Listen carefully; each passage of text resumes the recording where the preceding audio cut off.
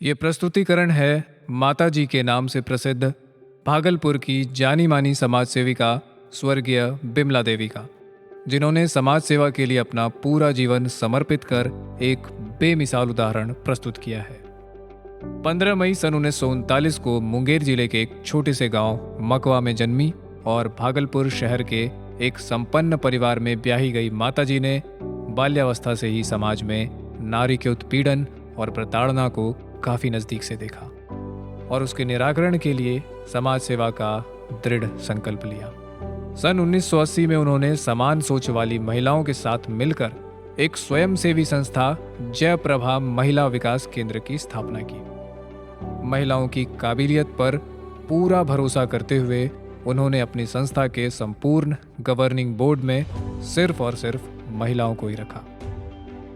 इन्होंने अपनी संस्था का नामकरण भी लोकनायक जयप्रकाश नारायण और उनकी पत्नी प्रभावती देवी के नाम पर रखा, न कि अपने या अपने किसी परिवार वाले के नाम पर। माता जी ने समाज सेवा के लिए वर्ष 1984 में अपने कर्म क्षेत्र बांका जिले के बौंसी ब्लॉक के एक अत्यंत पिछड़े ग्राम समूह काल्हाजोर को चुना, जहां उनका अपना कोई नहीं था, न रिश्तेदार, न मित्र और न ही कोई शुभचिंतक। समाज सेवा के लिए क्षेत्र के चयन का एकमात्र आधार इसका अत्यंत पिछड़ा होना था। बौंसी से 15 किलोमीटर दूर इस अंदरूनी इलाके में न बिजली थी, न पीने का पानी और न ही कोई सड़क। यह एक पठारी और पूरी तरह से बंजर इलाका था। दूर दूर तक यहाँ हरियाली का कोई नामो निशान नहीं था और न ही कोई सरकारी या गैर सरकारी आधारभूत संरचनाएं ही मौजूद थी। अपने घर में उपलब्ध हर सुख सुविधा को त्याग कर इन्होंने एक साथ महीनों कालाजोर इलाके में गुजारना शुरू किया, जहां इनका सामना सिर्फ कठिनाइयों से ही होता रहा। कालाजोर में संगठित चोर डकैत व अन्य असामाजिक तत्व उन्हें बराबर परेशान करते रहे। कालांतर में इस इलाके के नक्सली प्रभाव क्षेत्र में आ जाने के बाद परेशानियां और भी बढ़ गईं।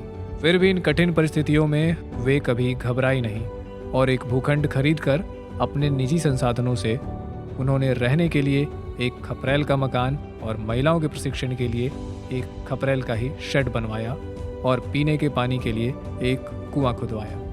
इसके बाद गांव की कुछ महिलाओं को इकट्ठा कर उन्हें सिलाई कटाई का प्रशिक्षण देना शुरू किया और उनके बच्चों की पढ़ाई लिखाई के लिए एक छोटे से स्कूल की शुरुआत की। उनके त्याग, निष्ठा और समर्पण से प्रभावित होकर महिलाओं की संख्या तरह तरह के प्रशिक्षण पाने के लिए वहां बढ़ने लगी। सरकारी संसाधनों पर भरोसा न करके माताजी ने देश विदेश के लोगों और विभिन्न संस्थाओं से संपर्क कर अतिरिक्त संसाधन भी जुटाए और धीरे धीरे मूलभूत संरचना का निर्माण करने लगी। माताजी का विश्वास था कि विकास एकांगी स्वरूप में न होकर सर्वांगीण होना चाहिए। इसलिए विकास के हर पहलू को ध्यान में रखते हुए उन्होंने हर क्षेत्र में कार्य किया, चाहे वह शिक्षा हो या स्वास्थ्य, आजीविका हो या पर्यावरण, सामाजिक संरचना हो या फिर आधुनिक तकनीक का उपयोग। माताजी ने वहां अनुभव किया कि गांव के बच्चों के पास शहरी बच्चों की तरह खेल कूद एवं मनोरंजन का कोई साधन नहीं था और वे काफी उदास रहा करते थे। ऐसा लगता था कि इन बच्चों का बचपन उनसे छीन लिया गया हो। इन बच्चों को उनके बचपन की खुशी लौटाने के उद्देश्य से उन्होंने हर गांव में एक चिल्ड्रंस पार्क बनवाया, जिसमें सभी प्रकार के झूले लगे हुए थे और साथ ही रंग बिरंगे मॉडल बालवाड़ियों का निर्माण भी कराया, जहां 3 से 5 वर्ष के बच्चे खेलने और पढ़ने के लिए खुशी खुशी आने लगे। शिक्षा का प्रसार करने के लिए उन्होंने एक विद्यालय और 35 अनौपचारिक शिक्षा केंद्र खोले, जहां सभी बच्चों को न सिर्फ निःशुल्क पढ़ाई बल्कि पोषाहार, पोशाक और साइकिल भी दिए जाने लगे। सभी स्कूलों में उन्होंने लड़कियों के लिए अलग से शौचालय भी बनवाए। बच्चों में पढ़ाई के प्रति उत्सुकता पैदा करने के लिए उन्होंने शिक्षा के नए और उन्नत तकनीकों का भी विकास किया।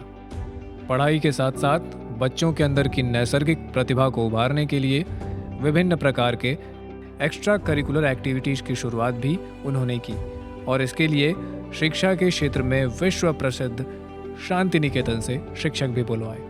साथ ही किशोर बालिकाओं के लिए सिलाई कटाई एवं क्राफ्ट्स ट्रेनिंग की व्यवस्था की गई। खेलकूद को भी शिक्षा का अभिन्न अंग मानते हुए उन्होंने सभी प्रकार के इंडोर और आउटडोर खेलों की सुविधा भी वहां मुहैया करवाई। बच्चों को फुटबॉल सिखाने के लिए कलकत्ता के एक प्रसिद्ध फुटबॉल क्लब मोहम्मडन स्पोर्टिंग से कोच बुलवाए गए।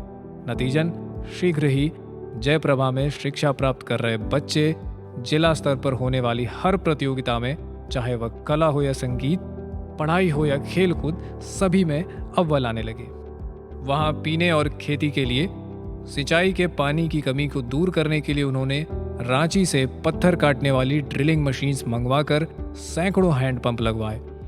उतने ही पक्के कुएं बनवाए और अनेकों प्राकृतिक विशाल तालाब और जलाशयों का पुनरुद्धार करवाया।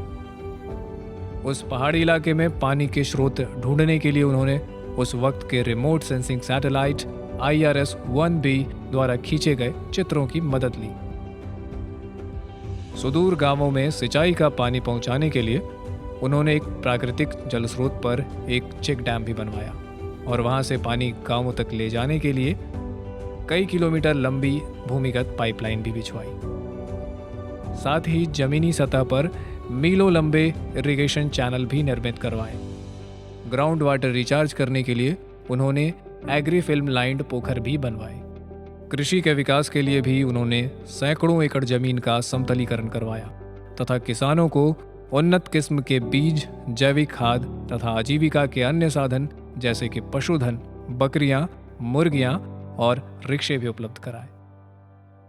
हर गांव में महिला स्वयं सहायता समूह बनाकर उन्होंने गांव वासियों के बीच रोजगार के अनेकों अवसर उत्पन्न कराए। इस अत्यंत पिछड़े इलाके में दौड़ भागकर वे बिजली लाने में भी सफल रहीं और सड़क, जिनके गड्ढों में पूरी की पूरी गाड़ियां समा जाती थी, ऐसी सड़कों को भी फिर से बनवाया।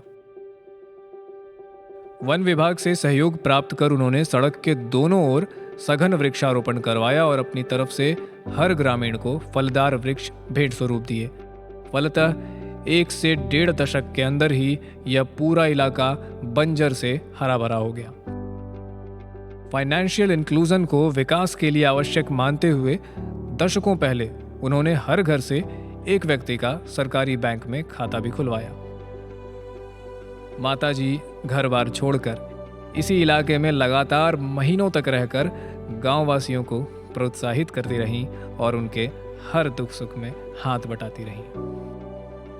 गांव के समग्र और स्थायी विकास के लिए उन्होंने सन 1984 में ही गांव वालों को आत्मनिर्भरता की ओर चलने का नारा दिया और इसी परिकल्पना टुवर्ड्स सेल्फ रिलायंस को ही अपनी संस्था का मोटो यानी कि सिद्धांत बनाया। इस सिद्धांत पर अमल करते हुए उन्होंने जातिगत एवं धर्म आधारित संरचनाओं पर ध्यान न देकर सकारात्मक सामाजिक संरचनाओं, positive and constructive social formations को अपने स्तर से बढ़ावा दिया, जिसके कारण वहां व्याप्त अनेक प्रकार की सामाजिक बुराइयों तथा अपराध के रोकथाम में उन्हें अपार सफलता मिली। इस इलाके में सक्रिय 80 से अधिक डकैतों ने कानून के समक्ष आत्मसमर्पण किया और समाज की मुख्य धारा में जुड़ गए। नक्सली भी क्षेत्र में अपनी दाल आगे न गलते देख स्वतः ही इस इलाके को छोड़कर चले गए। प्रलोभन देकर धर्मांतरण कराने की गतिविधियां भी इस क्षेत्र में थम गई। स्वास्थ्य के क्षेत्र में वे लगातार सभी बच्चों एवं महिलाओं का सुचारू रूप से टीकाकरण करवाती रहीं। साथ ही डॉक्टरों की मदद से गांवों में बराबर हेल्थ कैंप्स लगते रहे और WHO ने टीबी रोग के उन्मूलन के लिए जयप्रभा केंद्र में एक डॉट्स सेंटर खोला, जिसका उल्लेख WHO के ही अभिलेख में देश के उत्कृष्टतम डॉट्स केंद्रों में से एक के रूप में किया गया। शीघ्र ही माताजी वहां एक जयप्रभा अस्पताल बनवाने में सफल रहीं तथा गांव वासियों के घर तक निःशुल्क इलाज पहुंचाने के उद्देश्य से एक मोबाइल मेडिकल वैन की भी व्यवस्था की, जिसमें एक चलता फिरता जांच घर, MBBS doctor, lab technician, pharmacist, nurse और कंपाउंडर मौजूद रहते थे। इस अभियान का नाम उन्होंने घर घर डॉक्टर रखा और इस योजना के तहत 40,000 से अधिक मरीजों का निःशुल्क इलाज करवाया। समाज सेवा के क्षेत्र में उत्कृष्ट योगदान देने के लिए माताजी और उनकी संस्था जयप्रभा को इस दौरान कई प्रतिष्ठित पुरस्कारों से सम्मानित किया गया। प्रतिष्ठित जी टेलीफिल्म्स ने जयप्रभा के कार्य पर एक फिल्म भी बनाई और उसे अपने चैनल पर पूरे देश में प्रसारित किया। प्रतिष्ठित चैनल CNN IBN ने भी जयप्रभा पर एक फिल्म क्लिप बनाकर समाचार के माध्यम से प्रसारित किया। माताजी अपने वृद्धावस्था के दौरान भी थकी नहीं, रुकी नहीं। उन्होंने अपनी सेवा अनवरत जारी रखी और अपने पैतृक गांव मकवा में 2017 में एक प्ले स्कूल की स्थापना की। 81 साल की उम्र में 3 मई 2021 को कोरोना ने उनके जीवन का अंत भले ही कर दिया, पर उनके द्वारा चलाया जा रहा कार्य अनवरत रूप से चल रहा है और जयप्रभा की कार्यकारिणी इसे सदैव चलाने के लिए प्रतिबद्ध है।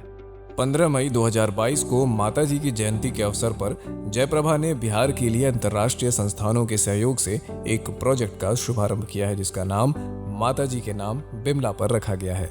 Bimla stands for Bihar initiative for maximising livelihood alternatives. आइए इस महान विभूति बिमला देवी श्रद्धेय माताजी के स्मरण में उनके स्मृति दिवस को हम एक उत्सव के रूप में मनाएं। Let us celebrate her life and legacy left behind by her.